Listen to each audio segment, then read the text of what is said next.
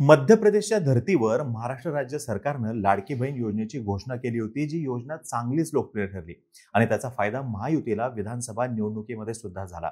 महायुतीच्या विजयामध्ये याच लाडक्या बहिणींनी महत्वाची भूमिका बजावल्याचं आपल्याला बघायला मिळालेलं आहे आणि त्या पाठोपाठ बिहारमध्ये सुद्धा महिलांच्या खात्यात एक रकमी 10,000 रुपये देण्यात आले आणि बिहारमध्ये सत्ताधाऱ्यांना मिळालेलं यश आपण बघतोय. आता या योजनांचा फायदा होतोय असं सांगितलं जात असताना मागं रिझर्व्ह बँक ऑफ इंडियानं या अशा फ्रीबीज योजनांवरून चिंता व्यक्त केलेली होती. महिलांना थेट 10,000 रुपयांची मदत, विद्यार्थ्यांसाठी अनुदानित योजना, मोफत किंवा स्वस्त वीज, शेतकऱ्यांसाठी विशेष सवलती यांसारख्या तात्काळ फायद्यांच्या घोषणांनी बिहारमधील संपूर्ण निवडणुकांचं वातावरण कल्याणकारी योजनांच्या स्पर्धेवर केंद्रित झाल्याचं आपण पाहिले.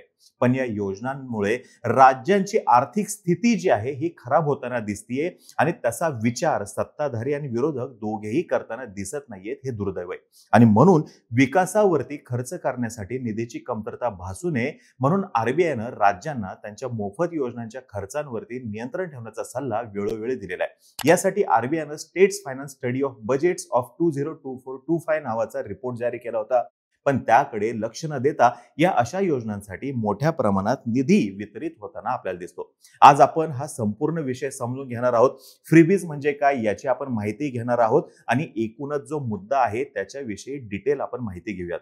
नमस्कार, मी अनुराग जाधव आणि तुम्ही पाहताय द पॉलिटिक्स पॉइंटर.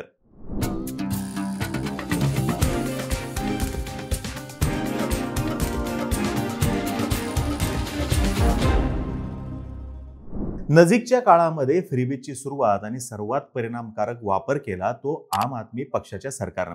या पार्टीची भिस्तच होती त्यांच्या फ्री सर्व्हिसेसवरती, मग ती वीज असो, पाणी असो, आणि सतत सत्तेत आल्यापासून जनतेला या अशा मोफत सेवा देण्याचा परिणाम दिल्लीच्या तिजोरीवरती झाल्याचं स्पष्ट झालेलं होतं. कारण की दिल्ली सरकारनं नॅशनल स्मॉल सेव्हिंग फंड मधून 10,000 कोटी रुपयांचं कर्ज उभं करण्याचं ठरवलं होतं आणि यामागचा प्रमुख उद्देश होता आपल्या फ्री सर्व्हिसेस पुढेही सुरू ठेवण्याचा. तेलंगणामध्ये सुद्धा काँग्रेसनं अशाच पद्धतीची आश्वासनं दिली होती. मोफत प्रवास, वीज फ्री, आणि ही आश्वासनं पूर्तता करणं अवघड आहे हे त्यांना लक्षात आलेलं होतं. आता ज्या वेळेस राजकीय पक्ष अशा पद्धतीची आश्वासनं देतात तर ती आश्वासनं पूर्ण करण्यासाठी लागणाऱ्या निधीमुळे कर्नाटक, तेलंगणा आणि हिमाचल प्रदेश सारख्या राज्यांमध्ये आर्थिक परिस्थिती नाजूक झालेली आहे. भारतीय जनता पक्षानं इतर पक्षांनी जाहीर केलेल्या कल्याणकारी योजनांना कायमच फ्रीबीज म्हणलेलं आहे आणि खुद्द पंतप्रधानांनी त्याला रेवडी म्हटलेलं आहे. आता हे नेमकं फ्रीबीज म्हणजे काय? तर फ्रीबीज म्हणजे अशा योजना किंवा अशा सवलती ज्याद्वारे सरकार नागरिकांना पूर्णपणे मोफत किंवा अत्यंत कमी दरामध्ये वस्तू, सेवा किंवा थेट रोख लाभ देतं. आता हे निवडणुकीच्या काळामध्ये जनरली दिलं जातं आणि या लाभामध्ये मोफत वीज असू शकते, पाणी असू शकतं, सिलेंडर असू शकतो, बस प्रवास असू शकतो, मोबाईल देतं, कोणी फोन देतंय, कोणी लॅपटॉप देतंय, कोणी कर्जमाफी करते, कोणी रोख मदत देते, शिष्यवृत्ती सुद्धा येते, अतिरिक्त अनुदान सुद्धा याच्यामध्ये दिलं जातं. आता या सगळ्यांना फ्रीबीज म्हटलं जातं. पण फ्रीबीज आणि कल्याणकारी योजना याच्यामध्ये एक बेसिक फरक असा आहे की कल्याणकारी योजना या समाजाच्या दीर्घकालीन उभारणीसाठी महत्वाच्या असतात, तर हे फ्रीबीज जे आहे हे तात्पुरतं कुठेतरी आपल्याला समाधान देताना दिसून येतं. कल्याणकारी योजनांमुळे पायाभूत सुविधा निर्माण होतात, गुंतवणूक मोठ्या प्रमाणात होते, पण फ्रीबीज जे आहे हे फक्त आणि फक्त उपभोगावरती आधारित असतं आणि त्याचा फायदा मोठ्या प्रमाणात होतो असं छाती ठोकपणे सांगता येत नाही. म्हणजेच फ्रीबीज ही मतदारांना आकर्षित करण्याची प्रभावी पद्धत जरी असली तरी सुद्धा ती दीर्घकालीन आर्थिक, सामाजिक आणि राजकोषीय परिणाम निर्माण करते. अलीकडील बिहार विधानसभा निवडणुकांमध्ये फ्रीबीजचा प्रभाव जो आहे हा प्रकर्षाने आपल्याला दिसून आलाय. फ्रीबीज देण्यामागची राजकीय कारणं समजून घेणं गरजेचं आहे. भारतामध्ये फ्रीबीज देण्याचा कल हा सतत वाढत चाललेला आहे आणि याच्या मागे अनेक कारणे आहेत. पहिलं कारण म्हणजे तात्काळ मिळणारा लाभ. गरीब आणि मध्यमवर्गीय मतदारांना थेट रोख रक्कम किंवा मोफत सुविधा हा त्यांच्या दैनंदिन जीवनातला ताण कमी करण्यासाठीचा उपाय वाटतो. मतदाराचा निर्णय हा तात्काळ फायद्यामुळे सहज बदलतो, म्हणून राजकीय पक्ष या पद्धतीला सध्या प्रभावी मानताना दिसतात. दुसरं कारण म्हणजे बहुपक्षीय राजकारणातील तीव्र स्पर्धा. अनेक पक्ष असलेल्या राज्यांमध्ये प्रत्येक पक्षाला विशिष्ट समाज घटकांवरती त्यांचा प्रभाव निर्माण करायचा आहे आणि त्याच्यामुळे महिला, तरुण, शेतकरी, कामगार या प्रत्येक गटासाठी वेगवेगळ्या फ्रीबीज तयार केल्या जातात आणि त्याच्यामुळे निवडणूक जिंकण्याची शक्यता वाढते.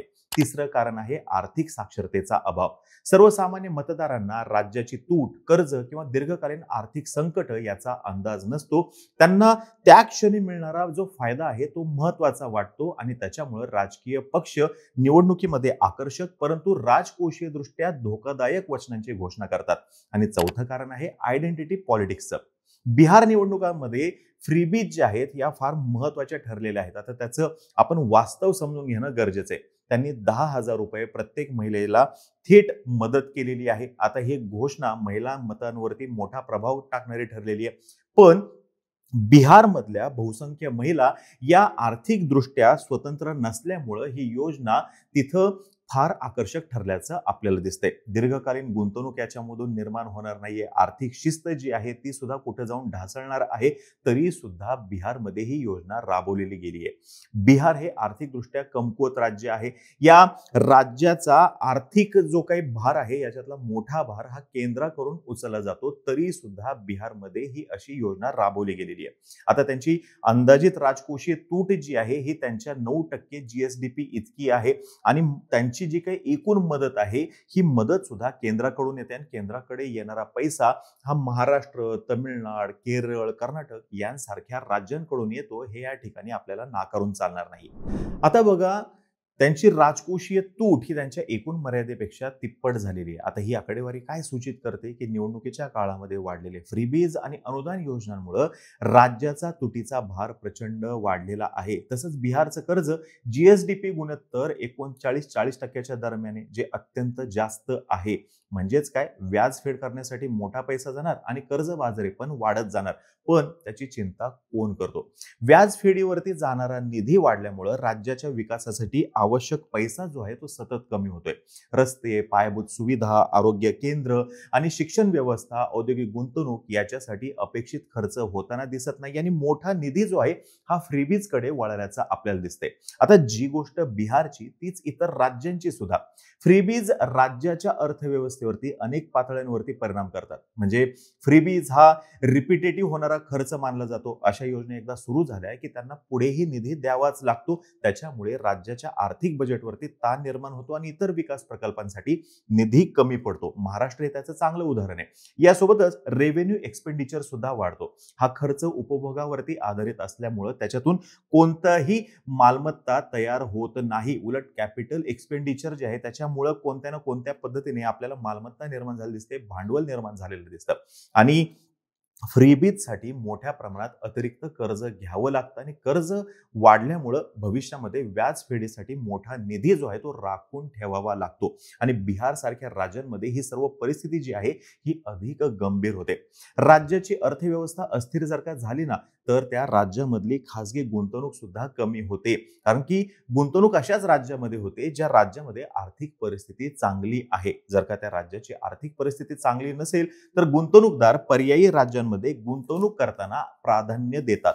आता अजून एक महत्त्वाचा विषय या ठिकाणी आपण लक्षात घेणं गरजेचं आहे की ह्या अशा ज्या योजना आहेत या दीर्घकाळ जर का सुरू ठेवल्या तर त्याच्यामुळे लोकांचं कौशल्य, काम करण्याची वृत्ती, त्यांचं आर्थिक स्वावलंबन याला सुद्धा धोका निर्माण होऊ शकतो असं आर्थिक विश्लेषक सांगतात आणि ते नाकारता सुद्धा येत नाही.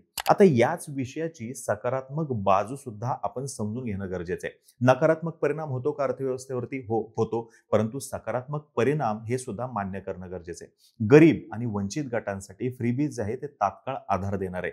बेरोजगारी, महागाई किंवा अनिश्चित उत्पन्नाच्या परिस्थितीमध्ये रोख मदत त्या कुटुंबासाठी फार महत्त्वाची आहे. महिलांच्या हक्क आणि सक्षमीकरणासाठी काही फ्रीबीज हे अत्यंत उपयुक्त ठरू शकतात. थेट त्यांच्या खात्यामध्ये रक्कम आल्यामुळे त्यांची निर्णय क्षमता वाढते, आर्थिक स्वायत्तता वाढते आणि शिक्षण आणि आरोग्याशी संबंधित गोष्टींमध्ये या फ्रीबीजचा निश्चितपणे सकारात्मक फरक पडल्याचं दिसून येतं. म्हणूनच फ्रीबीज जे आहेत ह्या पूर्णपणे चुकीच्या नाहीत. त्यांचा परिणाम त्याच्या रचनेवरती, टार्गेटेड ऑडियन्सवरती आणि निधीच्या स्रोतावरती अवलंबून आहे. आता या फ्रीबीजवरती निवडणूक आयोग आणि सर्वोच्च न्यायालयाची भूमिका फार इंटरेस्टिंग आहे. फ्रीबीजची वाढती प्रवृत्ती पाहता निवडणूक आयोग आणि सर्वोच्च न्यायालय या दोघांनीही या विषयाकडे गांभीर्यानं पाहायला सुरुवात केलेली आहे. आता निवडणूक आयोगाला काही मर्यादा आहेत, परंतु निवडणुकीपूर्वी काही महिन्यांच्या अगोदर ज्या काही फ्रीबीज जाहीर केल्या जातात त्या संदर्भात नियंत्रण ठेवण्याचे अधिकार निवडणूक आयोगाकडे नाहीत, ही वास्तविकता आहे. सर्वोच्च न्यायालयामध्ये फ्रीबीज प्रकरणावरती सुनावणी सुरू आहे. न्यायालयानं राजकीय पक्षांनी जाहीर केलेल्या फ्रीबीजमुळे राज्याच्या आर्थिक स्तरावरती होणाऱ्या परिणामांचा अभ्यास करण्याची गरज व्यक्त केलेली आहे. आता शेवटाकडे येताना हे सांगणं मला गरजेचं वाटतं, की भारताला अशा कल्याणकारी धोरणाची आवश्यकता आहे, ज्याच्यामध्ये आर्थिक जबाबदारी आणि समाज कल्याण यांच्यामध्ये संतुलन साधलं जाईल. फ्रीबीज दिले जाणार असतील तर त्या टार्गेटेड असायला हव्यात, म्हणजेच लाभ फक्त गरजूंनाच मिळायला हवा. तसंच प्रत्येक योजनेला काही सनसेट क्लॉज असणं आवश्यक आहे, ज्याच्यामुळे ठराविक कालावधीनंतर योजना आपोआप बंद होईल आणि तिचा रिव्ह्यू सुद्धा होऊ शकेल. राज्यांनी FRBM कायद्याची अंमलबजावणी करणं गरजेचं आहे. यासोबतच त्यांचं कॅपिटल एक्सपेंडिचर वाढवणं गरजेचं आहे, ज्याच्यामुळे पायाभूत सुविधा मोठ्या प्रमाणात निर्माण होतील. भारतीय निवडणुकांमध्ये फ्रीबीज ही आजच्या दिवशी अत्यंत गुंतागुंतीची आणि संवेदनशील अशी बाब झालेली आहे.